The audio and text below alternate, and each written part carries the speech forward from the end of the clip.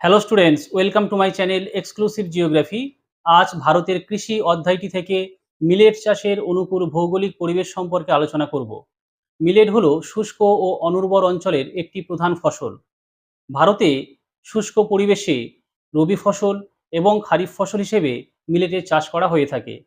মিলেটের খাদ্যগুণ বেশি হওয়ার সত্ত্বেও যেহেতু স্বাদে নিম্নমানের, তাই এর জনপ্রিয়তা অনেকটাই কম। জোয়ার, বাজরা, রাগি, কোরা, কোডন, কটকি, হারাকা, রাজগীরা, কাঙ্গুনি, বাউটি, ভারাও প্রভৃতি নিম্ন শ্রেণীর ফসলকে একত্রে মিলেট বলা হয়। জোয়ার, বাজরা এবং রাগি মিলেট শস্যের মধ্যে প্রধান ফসল। মিলেট চাষের অনুকূল ভৌগোলিক পরিবেশকে দুটি প্রধান ভাগে ভাগ করা হয়েছে: প্রাকৃতিক পরিবেশ এবং অর্থনৈতিক পরিবেশ। প্রথমে আমরা মিলেট চাষের অনুকূল প্রাকৃতিক পরিবেশ সম্পর্কে বিস্তারিতভাবে আলোচনা করব। মিলেট চাষের প্রাকৃতিক পরিবেশ। জলবায়ু। সাধারণত শুষ্ক জলবায়ু অঞ্চলে মিলেটের চাষ হয়। জলবায়ুর অন্তর্গত প্রথম সাব পয়েন্ট উষ্ণতা। গড়ে 20 থেকে 30 ডিগ্রি সেলসিয়াস উষ্ণতা মিলেট চাষের পক্ষে আদর্শ। উষ্ণতা 15 ডিগ্রি সেলসিয়াসের নিচে নামলে উৎপাদন ভালো হয় না। দ্বিতীয় সাব পয়েন্ট বৃষ্টিপাত। মিলেট চাষে জলের প্রয়োজন খুব কম, তাই 100 সেমির কম বৃষ্টিপাতযুক্ত অঞ্চলে মিলেট চাষ করা হয়।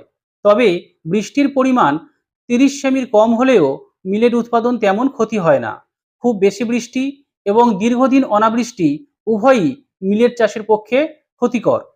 প্রাকৃতিক পরিবেশের দ্বিতীয় পয়েন্ট মৃত্তিকা।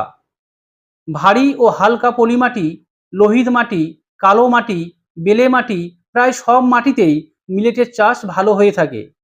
তৃতীয় পয়েন্ট ভূমির প্রকৃতি। স্বল্প বৃষ্টিপাতযুক্ত অঞ্চলের সমভূমি, মালভূমি, পাহাড়ের মৃদু ঢালু জমিতে মিলেট চাষ করা হয়ে থাকে। মিলেট চাষের প্রাকৃতিক পরিবেশের মধ্যে যে পয়েন্টগুলো আমরা পেলাম: জলবায়ু, যার অন্তর্গত দুটি সাব পয়েন্ট উষ্ণতা এবং বৃষ্টিপাত, এছাড়া মৃত্তিকা এবং ভূমির প্রকৃতি। এবারে আমরা মিলেট চাষের অনুকূল অর্থনৈতিক পরিবেশগুলি সম্পর্কে জানব। মিলেট চাষের অর্থনৈতিক পরিবেশ। প্রথম পয়েন্ট শ্রমিক। মিলেট শ্রমনিবিড় ফসল। রুক্ষ পরিবেশে মিলেট চাষের জন্য কর্মঠ ও দক্ষ শ্রমিকের প্রয়োজন হয়। দ্বিতীয় পয়েন্ট মূলধন। জলসেচের প্রয়োজন না থাকায়, যন্ত্রপাতির ব্যবহার না হওয়ায়, সারের প্রয়োগ কম হওয়ায় মিলেট চাষে তেমন মূলধনের প্রয়োজন হয় না। তৃতীয় পয়েন্ট চাহিদা। সাধারণত অতি দরিদ্র শ্রেণীর মানুষের মধ্যে খাদ্যশস্যরূপে এর চাহিদা থাকলেও বর্তমানে ভারতে জলসেচের ব্যাপক প্রসার ঘটায় মিলেট চাষের পরিমাণ ক্রমশ হ্রাস পাচ্ছে। মিলেট চাষের অর্থনৈতিক পরিবেশের অন্তর্গত পয়েন্টগুলি হলো শ্রমিক, মূলধন এবং চাহিদা। এবারে আমরা মিলেট সংক্রান্ত কিছু গুরুত্বপূর্ণ তথ্য জেনে নেব। এক নজরে মিলেট সংক্রান্ত গুরুত্বপূর্ণ তথ্য। মিলেট উৎপাদনে ভারত পৃথিবীতে প্রথম স্থান অধিকার করেছে। জোয়ার, বাজরা ও রাগিকে একত্রে মিলেট বলা হয়। জোয়ার উৎপাদনে ভারতের শীর্ষস্থান অধিকার করেছে মহারাষ্ট্র। হেক্টর প্রতি জোয়ার উৎপাদনে ভারতের শীর্ষস্থান অধিকার করেছে অন্ধ্রপ্রদেশ। বাজরা উৎপাদনে ভারতের শীর্ষস্থান অধিকার করেছে রাজস্থান। হেক্টর প্রতি বাজরা উৎপাদনে ভারতের শীর্ষস্থান অধিকার করেছে তামিলনাড়ু। রাগি উৎপাদনে ভারতে শীর্ষস্থান অধিকার করেছে কর্ণাটক।